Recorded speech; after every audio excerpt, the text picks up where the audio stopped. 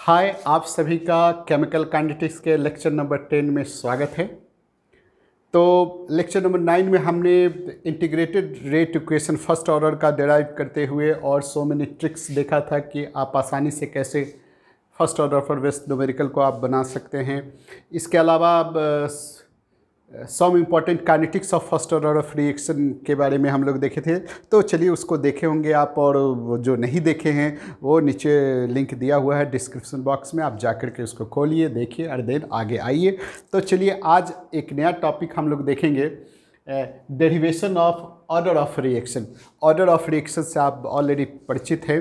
तो order of reaction को हम डिफरेंट मेथड से निकालते हैं, तो आज वही मेथड निकालने वाले हैं। तो चलिए 4 मेथड है, इसके अलावा भी और भी मेथड सब है, लेकिन इसमें से 4 मेथड में आपका पहला है ग्राफिकल मेथड, दूसरा है इनिशियल रेट मेथड, तीसरा इंटीग्रेटेड रेट इक्वेशन मेथड जिसको हीट एंड ट्रायल मेथड भी कहते हैं, और फोर्थ है half life method.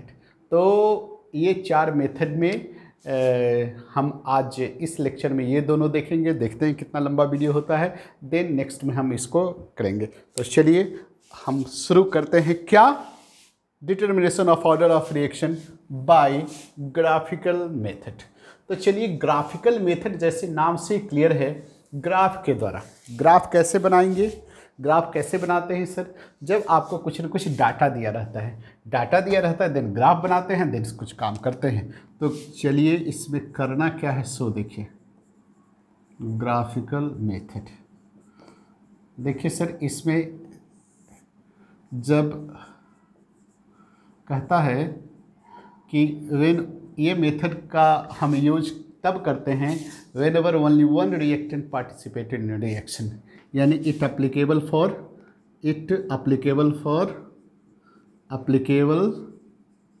When only one reactant involve in reaction. एक ही रिएक्टेंट हो तो उस समय हम इसका क्या करते हैं, इस मेथड का यूज करते हैं। और करते क्या है सर, यानी रेट और कंसंट्रेशन, रेट है और कंसंट्रेशन, ये डिफरेंट कंसंट्रेशन पर रेट के बीच में ग्राफ खींचते हैं। क्या करते हैं सर, देखिए यदि हम कंसंट्रेशन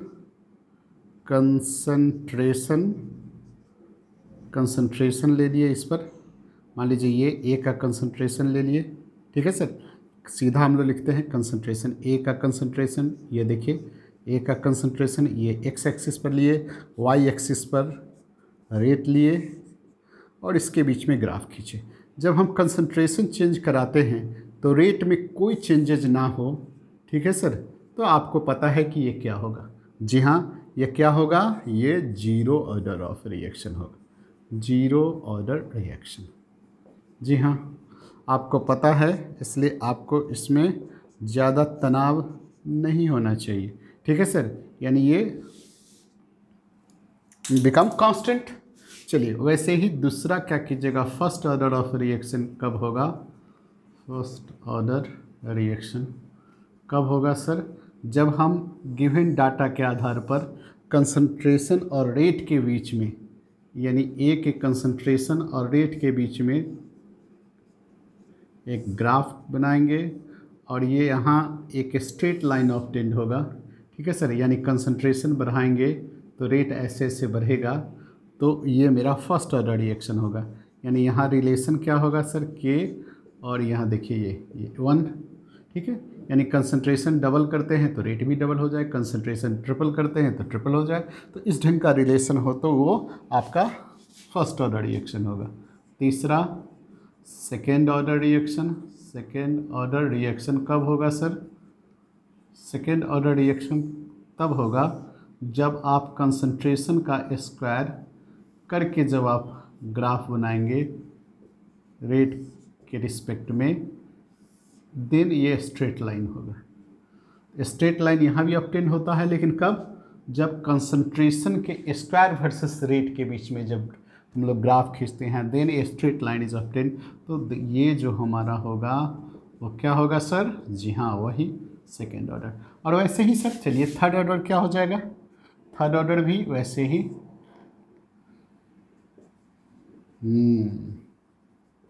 रिएक्शन कब होगा सर? जब कंसंट्रेशन के क्यूब के बीच में और रेट से ऐसे जब स्ट्रेट लाइन ऑब्टेन होगा तो this is will be your क्या चीज़? हाँ जी, थर्ड ऑर्डर ऑफ रिएक्शन। तो देखिए सर, ये कुछ नहीं है, ऐसा कोई क्वेश्चन बहुत आता उतर क्या आएगा सर? ठीक है, कंपटीशन में से क्या आएगा? कहेगा बउआ रे डाटा दे रहे हैं ग्राफ खींचो, ऐसा संभव नहीं है sir.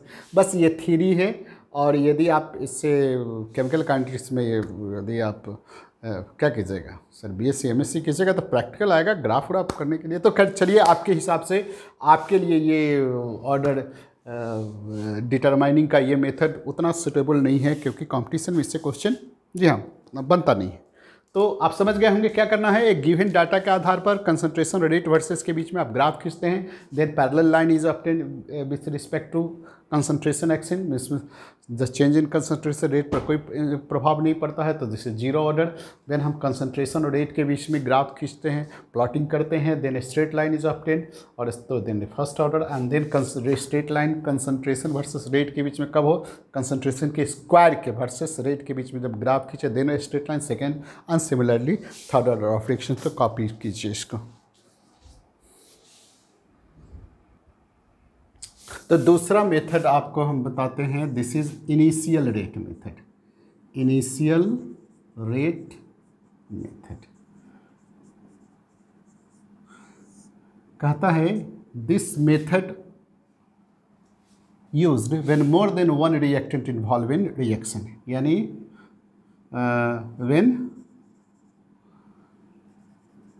More than one reactants involved in reaction।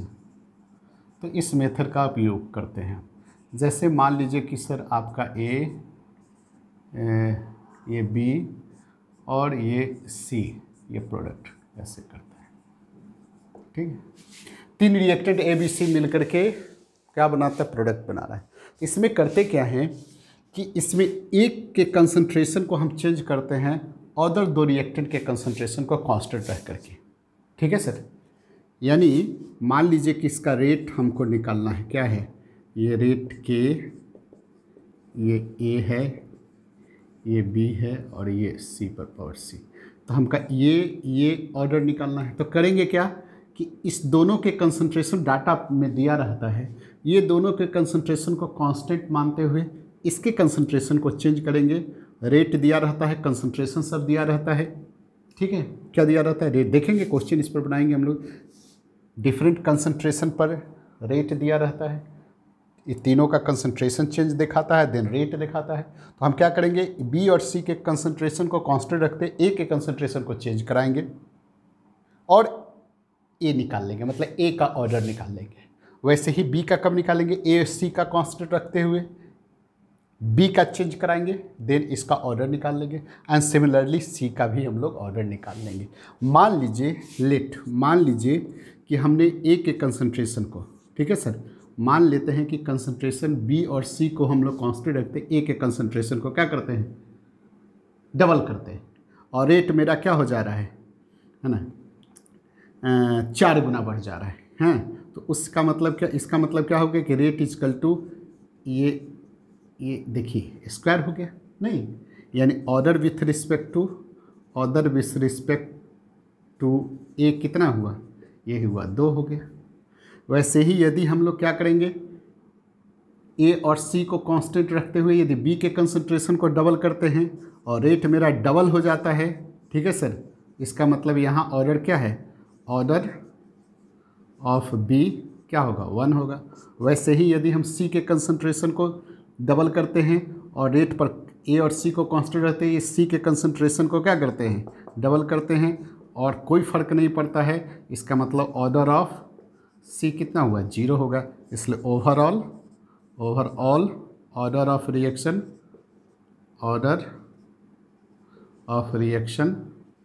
क्या हो गया? 2 जोड़ 1 0, यानी 3 हो गया। थर्ड ऑर्डर विकसित। तो ये तो हम आपको इमेजिनरी बात बताए हैं कि ऐसा होता है। ठीक है सर, इस पर जब क्वेश्चन बनाएंगे तो चलिए इस पर क्वेश्चन देखते हैं कैसे क्या होता है। सिंपल सा क्वेश्चन आता है सर, इसको लिखते हैं क्वेश्चन। तो देखिए ये एक क्वेश्चन है, यहाँ डाटा दिया हुआ है, एक गिवन इक्वेशन का ये 2a + b मिलके प्रोडक्ट बनाता है। एक्सपेरिमेंट में a का कंसंट्रेशन इतना मोल है, b का कंसंट्रेशन इतना है, तो रेट इतना है, इस समय रेट इतना है। वैसे ही एक्सपेरिमेंट 2 में दिया हुआ है, 3 में, 4 में दिया है। तो कह रहा है कि इसका रेट लॉ एक्सप्रेशन लिखिए, देन ऑर्डर a और b का अलग अलग से निकालिए, देन k का वैल्यू निकालिए। तो ये क्वेश्चन सिंपल है, जो हर बुक में, आपके बुक में दिया हुआ होगा। तो देखिए हम करते क्या है, पहले तो ये हम एक इक्वेशन बना लेते हैं, ये जितना भी है। जैसे इक्वेशन 1 में हम लिखते हैं ये रेट, जैसे होता है ना, रेट इक्वल टू के, ए का ये अल्फ़ा मान लेते हैं, बी का ये बीटा मान लेते हैं, ऐसे बीटा। तो हम लोग ऐसे इक्वेशन के फॉर्म में इसको बना देते हैं। क्या रेट बस लिखना है 0.1, ये अल्फ़ा, बी कितना है 0.1, ये बीटा। इक्वेशन 1 2 हो गया, ये 2 लिखिए। 7 के 0.3 अल्फ़ा 0.2, ये हो गया बीटा।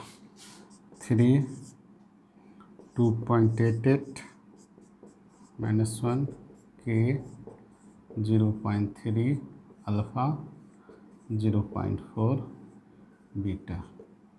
4 में 2.4 -2 के 0.4 अल्फ़ा 0.1, ये बीटा। देखिए ये हम आपको बताए थे कि यदि हमको ए का निकालना है, क्या चीज़, ऑर्डर निकालना है, तो बी का कंसंट्रेशन को क्या करना है, कांस्टेंट रखना होगा, तब तो हमारा ये अल्फ़ा निकलेगा।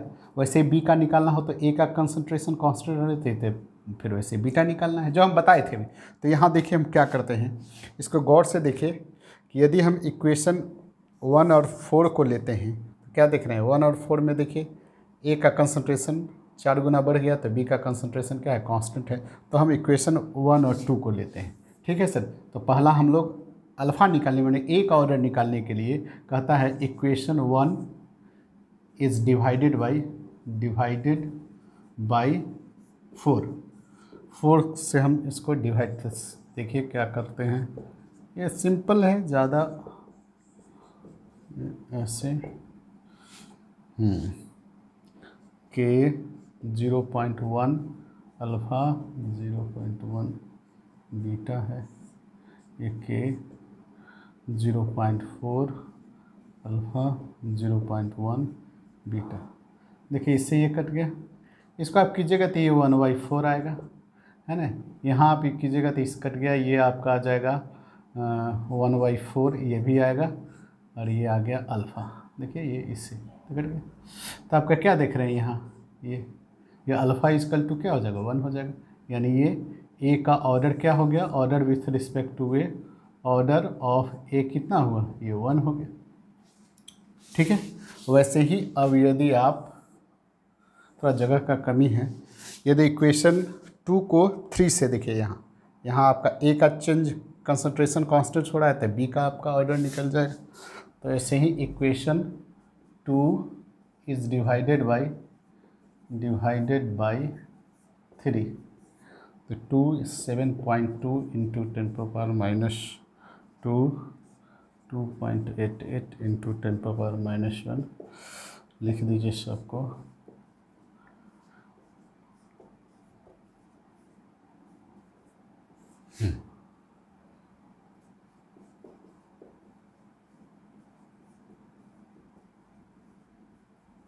ये कट गया सर।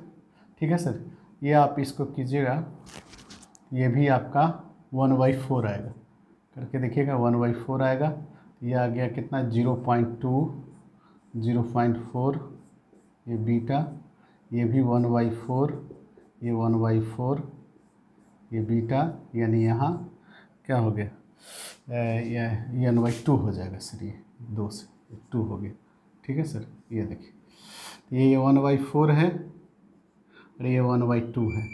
ठीक है, तो हम लोग क्या कर सकते हैं, 2 का यहाँ 2 रखते, 1/2 बीटा, इसलिए बीटा इजकल टू क्या हो गया 2। तो ऑर्डर ऑफ बी कितना हो गया 2। तो ओवरऑल ऑर्डर क्या हो जाएगा, ओवरऑल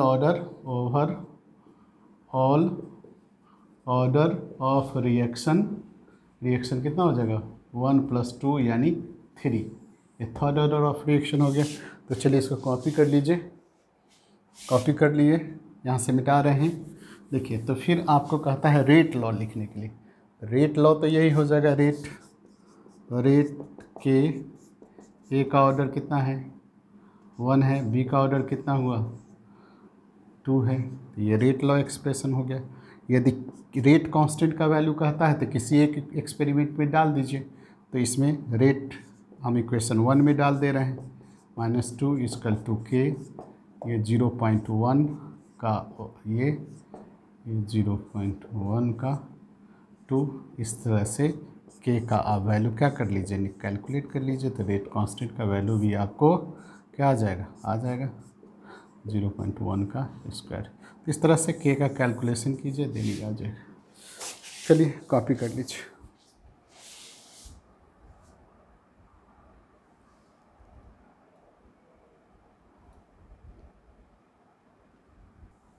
चलिए क्वेश्चन जस्ट फर्स्ट ऑर्डर पर ही है। इसमें क्या है कि डाटा जो दिया हुआ है वो देखिए, ये डाटा दिया हुआ है और इसके आधार पर आपको क्या निकालना है, ए और बी का ऑर्डर निकालना है। तो देखिए, सबसे पहले तो हम लोग क्या करेंगे सर, इसको इक्वेशन के फॉर्म में ले लीजिए। जैसे आप रेट = k ए अल्फ़ा बी, ये बी है, ये बी बीटा ले लेते हैं। ठीक है सर, तो ऐसे ही इक्वेशन के फॉर्म में लिखिए इसको। इक्वेशन 1 मेरा क्या होगा 7.0, ये 0.05 इंटू 10⁻⁻5, ये कितना है 0.20, ये हो गया अल्फ़ा, 0.30 ये हो गया बीटा। ये इक्वेशन 1 हो गया। इक्वेशन 2 क्या है 7.07,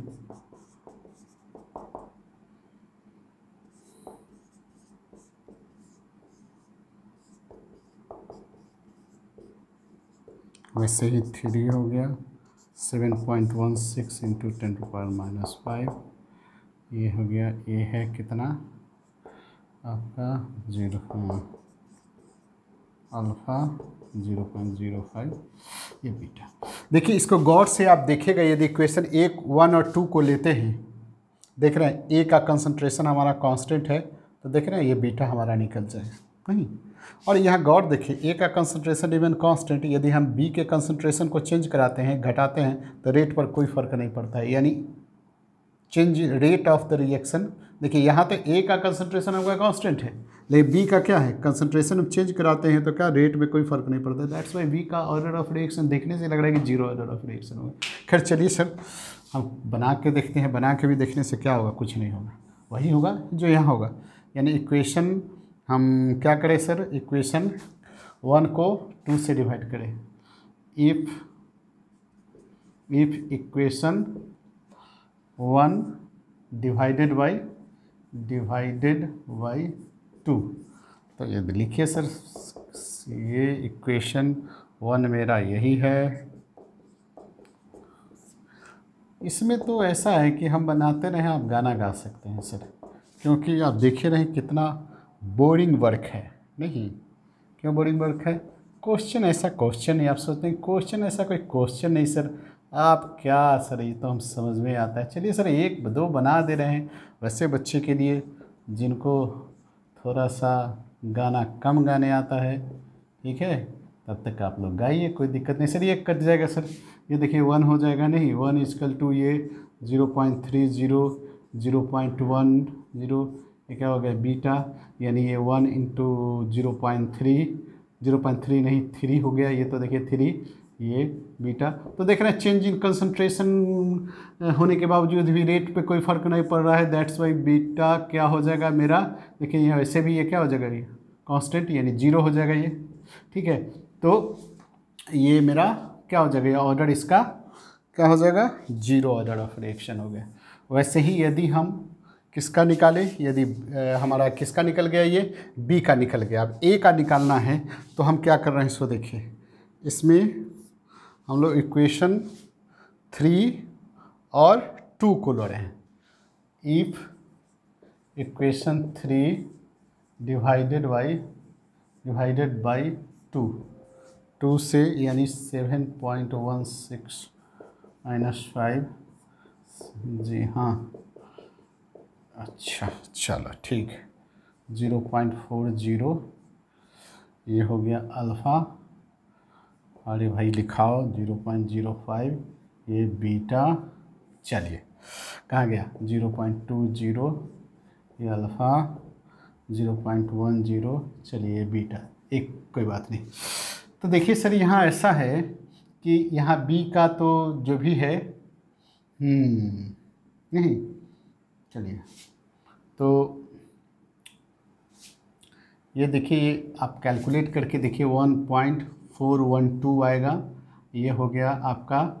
यदि इसको आप एक बार और लिख दीजिए, काहे आप कहिएगा कि ऐसे ही पावर से कट जाएगा, 7.07 या -5 इससे कट गया, ये 0.40 0.20 ये अल्फ़ा, ये 0.05 0.10 ये बीटा। देखिए सर ये कितना हो जाएगा, ये 1.412 आता है, ये 2 पर पावर ये 2 हो जाएगा, ये 2 पर पावर अल्फ़ा, ये 1 पर 2 ये बीटा। तो ये आपका जीरो है सर, तो ये क्या हो गया, निश्चित रूप से हट गया।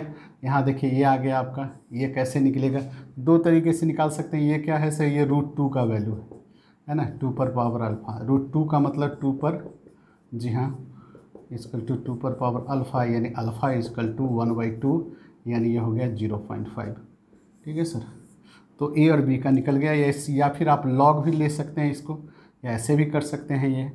ये 1.412 ये 2 अल्फ़ा है, तो लॉग 1.412 अल्फ़ा लॉग 2, ठीक है सर। तो अल्फ़ा का वैल्यू लॉग 2 का वैल्यू डाल दीजिए, और फिर ये लॉग इसका वैल्यू लॉग 2 का वैल्यू करके फिर अल्फ़ा भी आप ऐसे निकाल सकते हैं। या फिर यहाँ सिंपली चूँकि ये वैल्यू √2 के बराबर होता है, तो ये आसानी से मैथ्स अप्लाई कर दिए। तो हर समय तो ऐसा होगा नहीं सर, तो आप ऐसे कीजिएगा, क्या कीजिएगा, ये लॉग इधर भी ले लीजिएगा, इधर अल्फ़ा लॉग जो भी यहाँ वैल्यू करके आप कैलकुलेट कीजिएगा, तो ये आपका निकल गया। तो रेट इसका क्या होगा सर, रेट के ए का कितना हो गया आपका, हो गया ये 0.5 1/2, और बी का कितना हो गया सर, ये हो गया ये 0, नहीं ये 0। तो ये आपका रेट लॉ एक्सप्रेशन हो गया, ठीक है। एंड देन आपका ऑर्डर ऑफ ओवरऑल रिएक्शन भी वैसे ही, आप ओवरऑल ऑर्डर रिएक्शन क्या होगा, ऑर्डर ऑफ रिएक्शन क्या हो गया 1/2 + 0, यानी ये 1/2 ये ओवरऑल, तो 0.5। तो दिस इज योर क्वेश्चन, चलिए कॉपी कर लीजिए।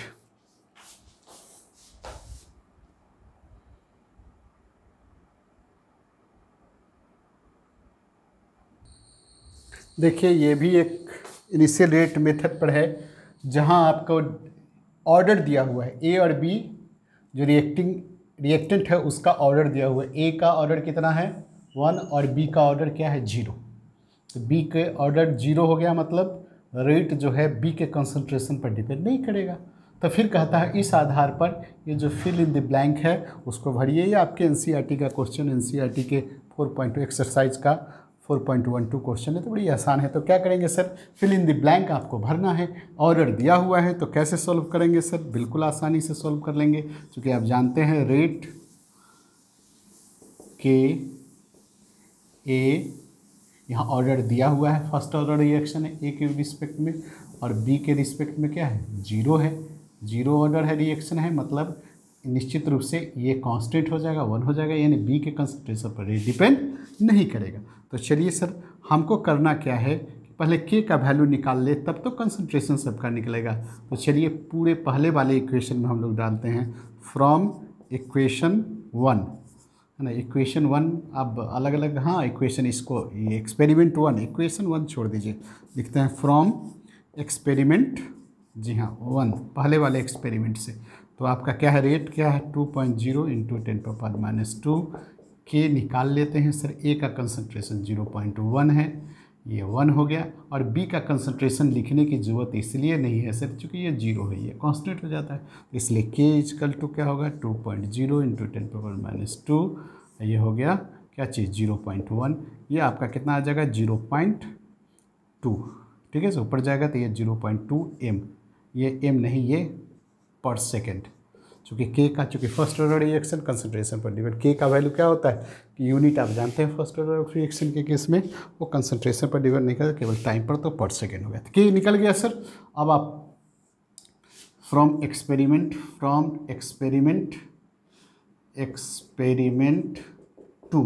2 से, इस एक्सपेरिमेंट 2 से देखिए आपका क्या होगा, रेट 4.0 ऐसे, रेट के और ए पावर ऑर्डर फर्स्ट ऑर्डर, तो ये आपका ये क्या है 4.0 इंटू 10⁻², के आपको पता है सर 0.2 है। ए का कंसंट्रेशन आपको निकालने के लिए कह रहा है, नहीं ए का कंसंट्रेशन निकालने के लिए कह रहा है, तो ए का कंसंट्रेशन ऐसे आप क्या करेंगे सर, जी हाँ 0.2 ऐसे कर देंगे, ठीक है सर। तो ये आपका आ गया 0.20 m, ऐसे कर दीजिएगा, कैलकुलेट कर दीजिएगा, ये आ गया। तो ये आपका कितना हो गया 0.20 m आपका ये निकल गया। अब रेट कहता है, हैं तो एक्सपेरिमेंट 2 हो गया, एक्सपेरिमेंट 3 में, ठीक है सर, फ्रॉम एक्सपेरिमेंट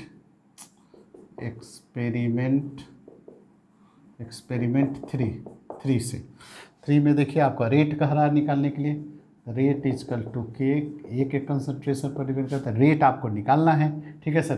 तो क्या करिए, ये आपको निकालना है, तो आपका क्या होगा, के का वैल्यू दिया हुआ है, कितना दिया हुआ है 0.2, ए का कंसंट्रेशन दिया हुआ है 0.4, ये हो गया 0.08, यानी 8.0 इंटू 10⁻², ये हो गया रेट, यानी मोल पर लीटर पर सेकेंड, ये क्या हो गया मोल पर लीटर पर सेकेंड, ये रेट हो गया, यानी ये आपका हो गया कितना 8.0 इंटू 10⁻², ये हो गया। अब ये निकालना है, ए का कंसंट्रेशन फिर निकालना है, तो फ्रॉम एक्सपेरिमेंट किससे 4 से, ठीक है सर, 4 से ये निकालना है, तो निश्चित रूप से रेट के ए पर बस सिंपल है सर, ये 2.0 इंटू 10⁻², के आपको पता है कि 0.2, ये फिर ए का कंसंट्रेशन, या ए का कंसंट्रेशन इजकल टू 2.0 इंटू 10⁻², नज़र आ रहा है सर, बाई 0.2, ये कीजिएगा 0.1 m आएगा, तो ये आपका हो गया 0.1 m। तो चलिए इसी ढंग से क्या करना, बड़ी आसान सा है। तो आपको करना क्या है सर, हमने 3 अलग अलग इस वैरायटी से जो क्वेश्चन बनता है, हर एक वैरायटी का बता दिया, यही 3 वैरायटी का इनिशियल मेथड में क्वेश्चन बनता है। आप इस तीनों से बहुत सारा क्वेश्चन है, आप साइड बुक से कोई भी साइड बुक ऑप्ट कीजिए, या आपके कोचिंग का मटेरियल दिया जाता है उससे बनाइए, ठीक है सर। तो प्रैक्टिस कीजिए, और आज का लेक्चर यहीं समाप्त करते हैं, और नेक्स्ट लेक्चर में हम लोग इंटीग्रेटेड रेट इक्वेशन और हाफ लाइफ मेथड सिलेबस में नहीं है सर, फिर भी हम एक उसको डिराइव करके और एक क्वेश्चन आपको बताएंगे। तो क्या करना है सर, आज की मुलाकात बस इतनी, क्या करना है, प्ले पोच का खेल करना है। ये 3 क्वेश्चन हम बताए हैं, आप इससे 3 नहीं 30 क्वेश्चन बनाइए, और क्या रहिए, मुस्कुराते रहिए, हंसते रहिए, और मिलते हैं सर नेक्स्ट वीडियो में, नेक्स्ट लेक्चर में। Thank you, bye.